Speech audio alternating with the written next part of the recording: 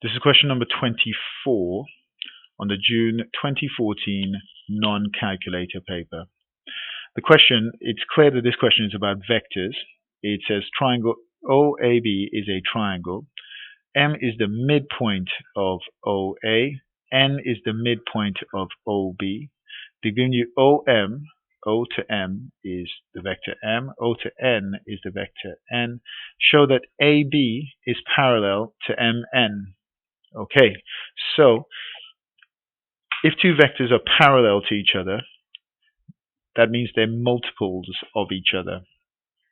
So we need to find AB, and we also need to find MN.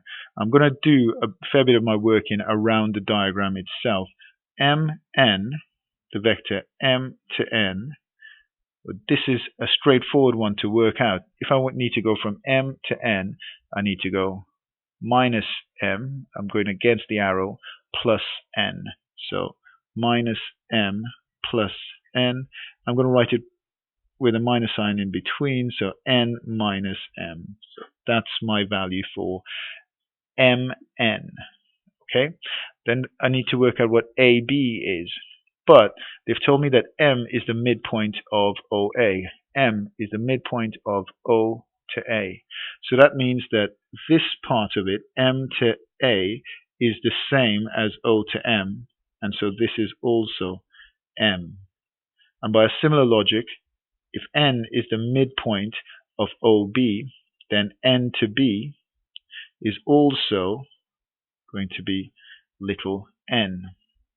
So that means that the vector AB is going to be, if I need to go from A to B, I need to go all the way here, back to O, and then across to B.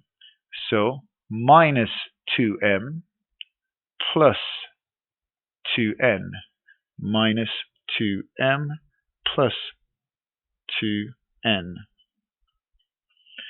If I write it with a minus sign in between, I'll have 2m 2n minus 2m.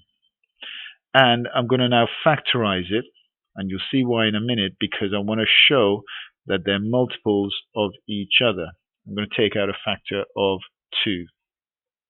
Okay, so that's pretty straightforward so far. And I'm going to say if AB is parallel to MN, they will be multiples of each other. I know that MN is N minus M. I know that AB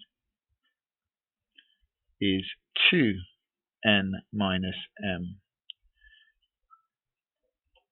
Okay? This makes perfect sense now. In other words, AB is 2. You can see that MN is N minus M, so 2MN, and so they are parallel.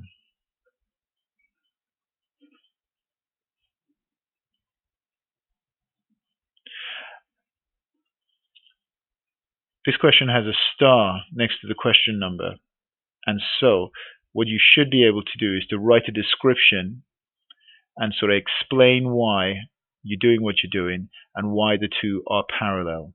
So writing this up does make a difference. This question is worth 3 marks, okay? And there are sort of pretty easy and straightforward ways of doing this. This is a very familiar and common maths technique for vector questions, looking at showing whether two vectors are parallel or not. You need to be familiar with it, make sure you understand it, and make sure you can do it. So do look carefully at this question, spend some time going through it, and make sure you do understand it completely.